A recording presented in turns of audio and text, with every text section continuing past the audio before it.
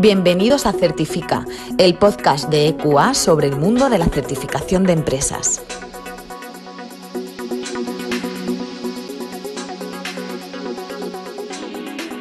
Bienvenidos a todos a un nuevo episodio de Certifica, el podcast de EQA. Hoy vamos a hablar de la reciente acreditación de EQA para la certificación del Esquema Nacional de Seguridad. La estructura de este esquema, el Esquema Nacional de Seguridad, está inspirada en la de un sistema de gestión, concretamente el de seguridad de la información, basado en la norma ISO 27001. Para hablar de ello, hoy contamos con Ono Díez. Ono es auditora jefe y responsable de área técnica para la certificación de sistemas en EQA. Ono es además ingeniero superior de telecomunicación en la especialidad de transmisión y comunicación por la Universidad Politécnica de Madrid. Tiene más de 20 años de experiencia en gestión de proyectos, desde banca digital y comercio electrónico hasta consultoría de sistemas de gestión, pasando por arquitectura de sistemas y gestión de red. Y además se ha encargado de auditorías, implantaciones y conferencias sobre el Esquema Nacional de Seguridad desde el año 2010. Buenos días, Ono, ¿qué tal estás? Hola, buenos días. Muy bien. Aquí Vamos a empezar. intentando contar un poco del NS hoy. Genial. Vamos a empezar a charlar un poco sobre esta nueva acreditación de EQA, pero antes de ello, para centrar un poco el tema, ¿qué es el Esquema Nacional de Seguridad? Bueno, el Esquema Nacional de Seguridad, lo que se llama como ENS habitualmente, es una ley con comillas, porque en realidad viene de un Real Decreto, el 3 del 2010, que lo que intenta es generar las condiciones necesarias para la confianza de los ciudadanos en el uso de los medios electrónicos.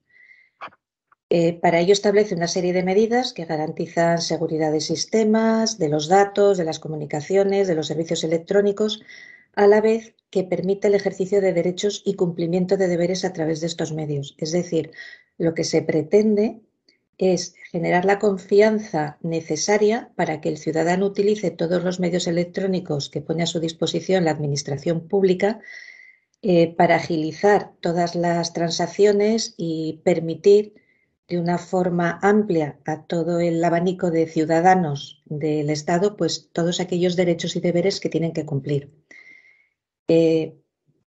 No viene solo del 2010, es decir, en el 2010 salió el Real Decreto o se publicó en el BOE el Real Decreto, pero esto está basado ya en la ley del 2007 que hablaba ya del acceso electrónico de los ciudadanos a los servicios públicos, en concreto del artículo 42.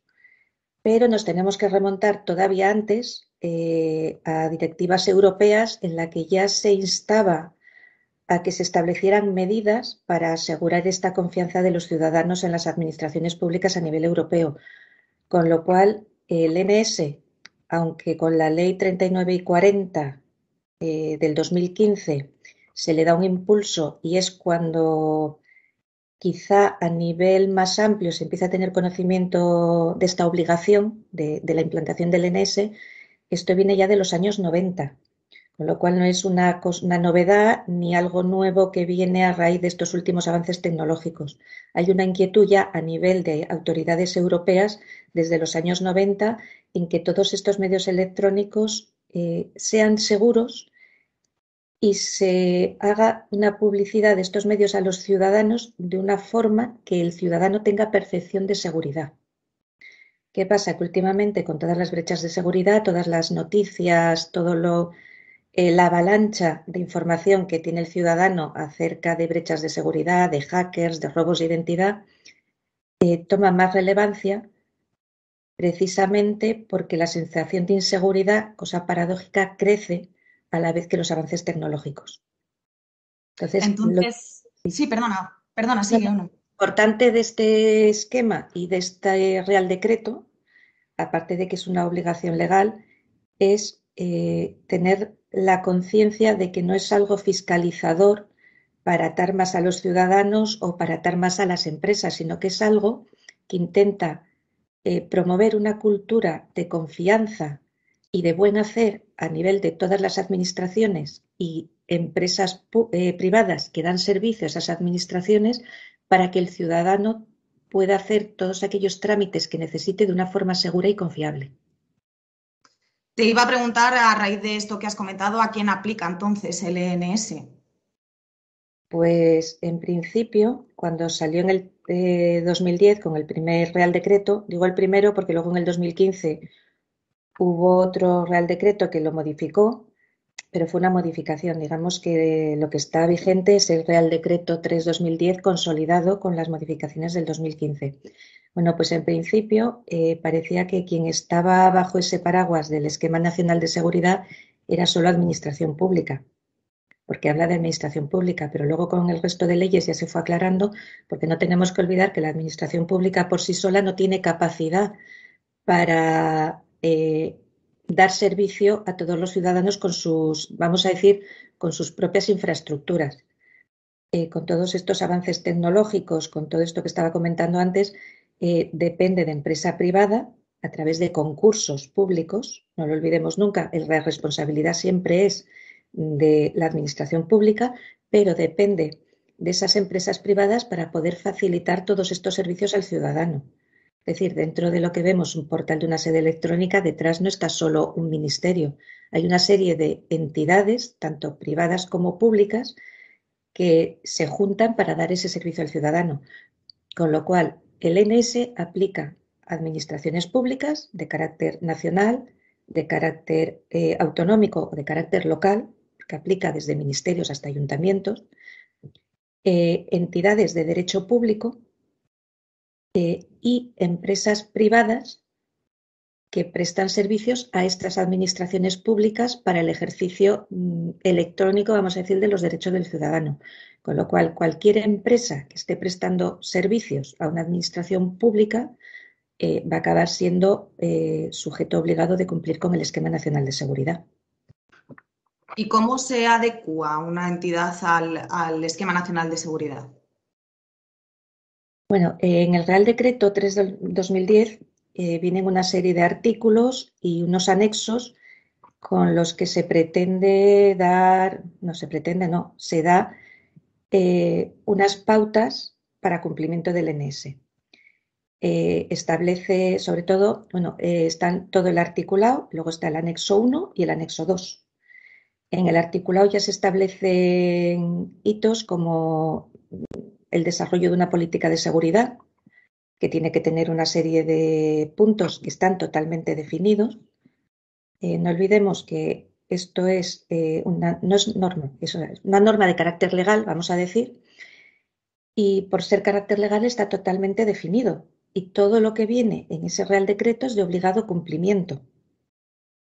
Con lo cual, si en la política, el artículo relativo a política dice que tiene que tener los puntos A, B y C, pues es tan fácil o difícil en su caso como coger esos puntos y redactar una política adecuada a tu empresa, a tu ámbito, a tu entidad, que cumpla esos puntos. Hay modelos por Internet que pueden servir de base, pero nunca debemos olvidar que todo lo que es la documentación que exige el ENS y todas las medidas tienen que estar aplicadas dentro del ámbito de la entidad sujeto de ese ENS. Con lo cual, no nos vale con coger una política genérica y ya tengo mi política. No, tu política tiene que cumplir toda esa serie de puntos y totalmente adecuada al negocio en el que tú estás dedicado. Negocio o ámbito o servicios al ciudadano, como se quiera llamar. Aparte de esa política, bueno, hay una categorización de sistemas. El ENS nos habla de básico, medio, alto, en función de qué información, de qué servicios estemos prestando, pues el alcance estará metido dentro de esos tres, básico, medio, alto. Lo podemos complicar mucho. Aquí estamos intentando dar una serie de pinceladas, porque dentro de una misma entidad puede haber sistemas de nivel básico, de nivel alto, pero bueno, esto ya sería entrar ya en el detalle de lo que sería la implantación. Por dar unas pinceladas, pues eso, quedarnos con una política de seguridad, una categorización de sistemas, un análisis de riesgos. Esto es también fundamental, porque a partir de este análisis de riesgos va a venir luego todas las medidas y todo lo que vamos a implantar y todo lo que vamos a tener que hacer para ir mejorando ese sistema y para ir, vamos a decir, cerrando esas posibles brechas que pudiéramos haber encontrado al hacer el análisis de riesgos. Hay que hacer una declaración de aplicabilidad. Esto consiste pues, en decir que en función de la categoría de mi sistema, qué medidas tengo que aplicar. Y aquí sí que digo tengo que aplicar y no tengo que escoger, porque el esquema es bastante claro y dependiendo de que estés en básico, medio o alto, te aplican unas medidas u otras y no las puedes escoger.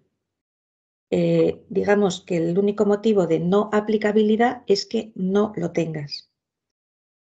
Por ejemplo, si tú no usas USBs porque tu empresa está prohibido usar USBs, discos externos, soportes informáticos, que hoy en día es un poco raro que no haya ninguna empresa o entidad que los use, pero vamos a suponer que no se usan, entonces las medidas que aplican a soporte externo, soporte de información, no te aplican.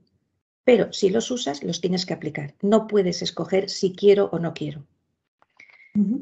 Una vez hecho todo esto, pues bueno, un plan de mejora, un desarrollo de normativa y procedimientos operativos, que esto también el NS tiene unos puntos en que deja claro qué es lo que tienes que documentar y lo que no.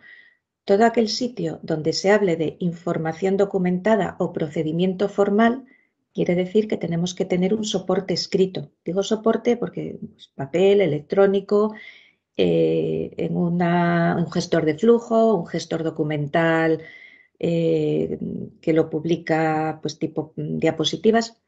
Ahí nadie dice cómo lo tienes que hacer, pero sí que lo tienes que tener. Una vez que tenemos todo esto, pues tenemos que entrar un poco en el ciclo de mejora continua. Es decir, esto no consiste en lo implanto y ya me echo a dormir. La tecnología evoluciona, las empresas y los organismos evolucionan, hay cambios estructurales. Bueno, pues esto es un sistema que va a ir evolucionando con los años y vamos a intentar mejorar. O sea, esto es como cualquier sistema, vamos a decir, de gestión que siempre se tiende a la excelencia. Sabes que nunca vas a llegar y en seguridad de la información nunca vas a estar seguro, pues por todo lo que hablamos, la evolución de la técnica, la evolución de los malos que evolucionan mucho más rápido que los buenos, por desgracia. Entonces siempre vas a estar sometidos a cambios y tienes que estar preparado para ir afrontándolos y seguir con esa mejora continua. Y finalmente, pues ya llegamos a lo que sería la auditoría de certificación. Una vez que tienes implantado, que estás adecuado al esquema, pues hay que pasar por una auditoría de certificación. Digo, hay que pasar porque todos estos sujetos obligados a la implantación del NS están obligados a certificarse en NS. De hecho, en la mayor parte de los concursos públicos ya empiezan a aparecer exigencias de presentar los certificados básico, medio o alto en función de los servicios que se pretende acceder, ¿no? En ese concurso. Hay que tener en cuenta que esta obligación no viene de ahora. No es que ahora con estos nuevos avances de los hackers alguien lo descubrió. Esta obligación ya viene impuesta desde el 2010. ¿Qué pasa? Que con la evolución de la técnica, la evolución incluso del propio Real Decreto, pues se fue especificando, se fue aclarando. Detrás de este Esquema Nacional de Seguridad tenemos al Centro Criptológico Nacional, que depende del CNI, del Centro Nacional de Inteligencia. Es una entidad que está promocionando y sustentando todo el desarrollo y toda la implantación y certificación del esquema nacional. Y una de las cosas muy importantes es que publica una serie de guías, la serie 800, que ahora mismo está en el orden de unas 80, 90 guías, que son básicas para la implantación de un sistema y para la certificación, porque en ellas se va hablando de todos los pasos que hay que hacer, da medidas y amplía mucho lo que es la información o los requisitos que vienen en el Real Decreto. Y yo creo que un punto importante para todos aquellos que nos están escuchando es si la empresa está certificada en ISO 27001, ¿lo está también en ENS? La respuesta es no, No. tajante, no. Esta es una cosa que se pregunta muchas veces y que erróneamente la gente, bueno, las empresas dicen, no, es que estoy en 27, yo ya tengo el NS hecho. No.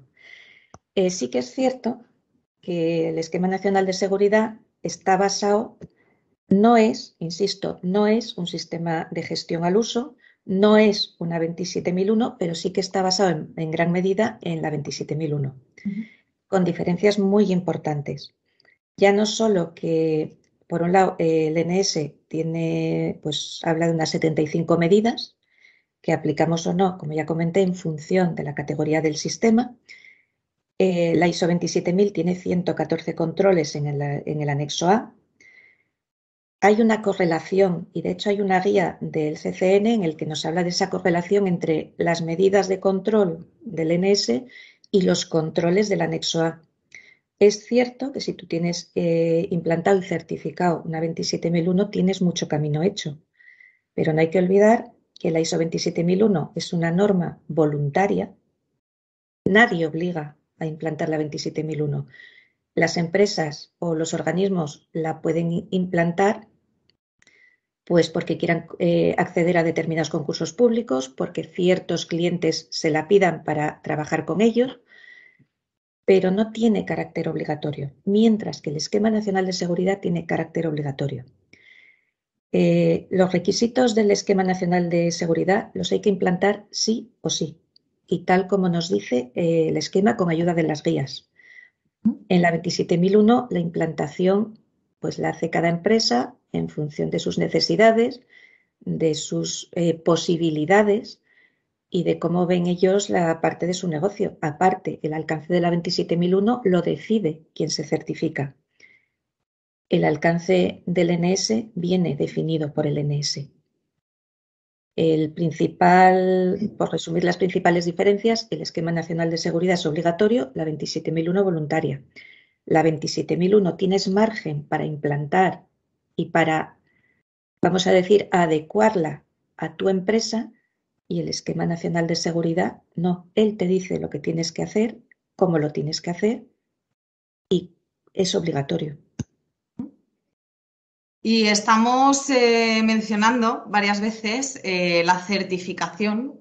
Como entidad de certificación que somos, vamos a explicarle al público que nos está escuchando cómo se pueden certificar las empresas en ENS. Vale. En primer lugar, aclarar que ECUA ya está acreditada por ENAC. ENAC es el organismo de acreditación nacional en España. Hay otros en Inglaterra, pues está UCAS, hay otros en Alemania. En todo el mundo, pues hay un montón de ellos. En España nos aplica ENAC y ya estamos acreditados por ENAC para poder emitir certificaciones de NS. En este caso, como comentaba antes, tenemos por un lado a ENAC y por otro al CCN, que es quien también nos pone directrices y tenemos que estar aceptados para poder hacer este tipo de certificaciones. Además, como cualquier entidad que certifique NS, los auditores de NS estamos sujetos a restricciones más exhaustivas que las que son para cualquier otra norma.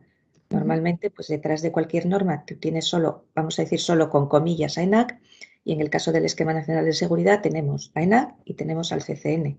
El CCN tiene una serie de herramientas, tanto para las entidades que se certifican para cumplir y para intentar securizarse lo máximo posible, y herramientas para las entidades certificadoras, como somos nosotros, para cumplir con esos requisitos que también nos impone.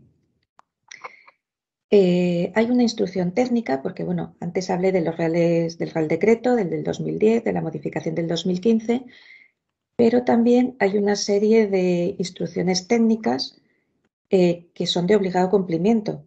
Las instrucciones técnicas, digamos que son, para aquel que no tenga mucho conocimiento, viene a ser como normativa legal que emana de un ministerio.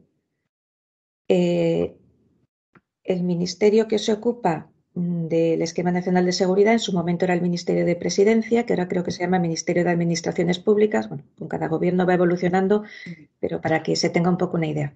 Entonces, el ministerio que en su caso le toque emite instrucciones técnicas, insisto, de obligado cumplimiento, y entre ellas tenemos la de auditoría y la de conformidad con el esquema. Con lo cual, para el caso que estamos ahora hablando de la certificación, aplicarían las dos.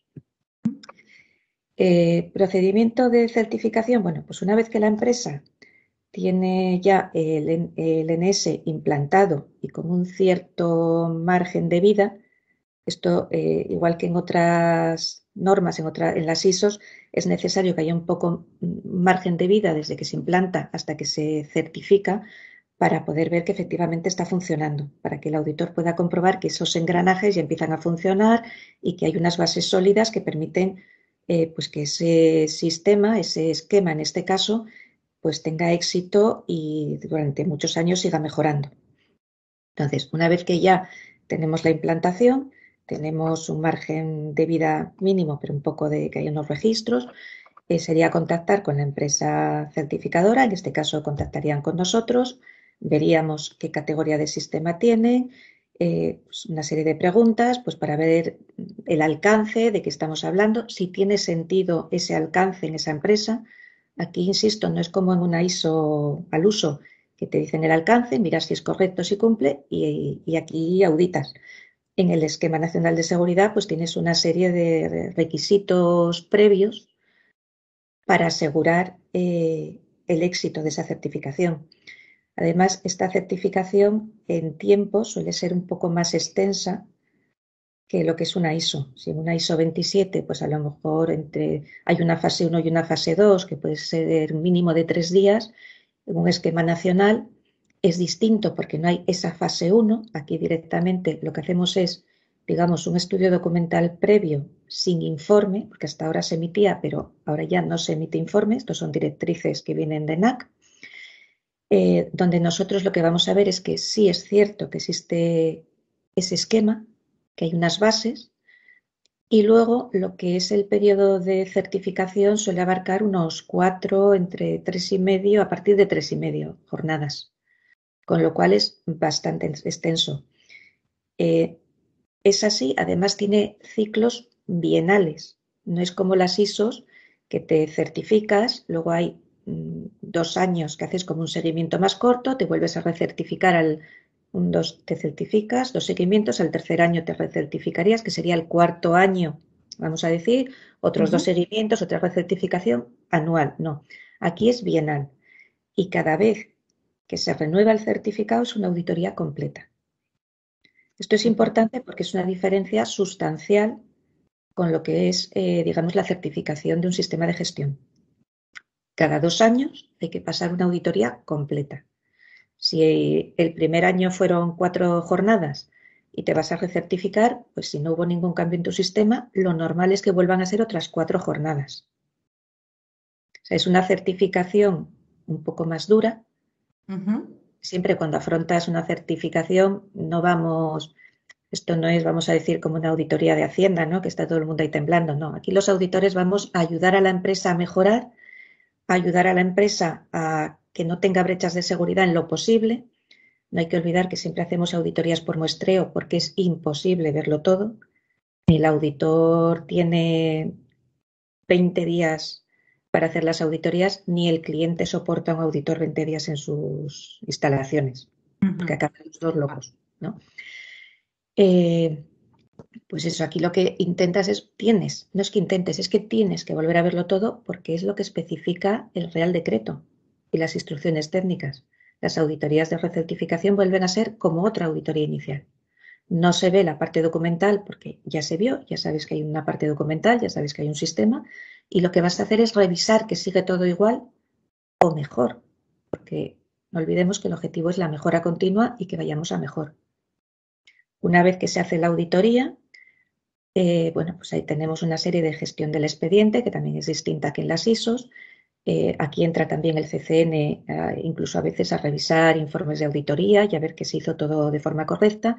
Y una vez que está el visto bueno, pues ya se emite el informe de certificación.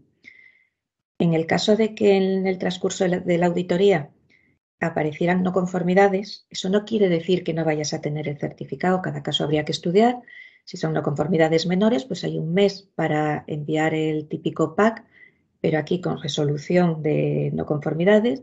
Si son mayores, pues habría que ver qué tipo de mayores hay, si hay tiempo en un mes para solucionarlas o no, y quizá habría que ir a lo mejor a una auditoría extraordinaria al cabo de un periodo máximo de unos 6 meses.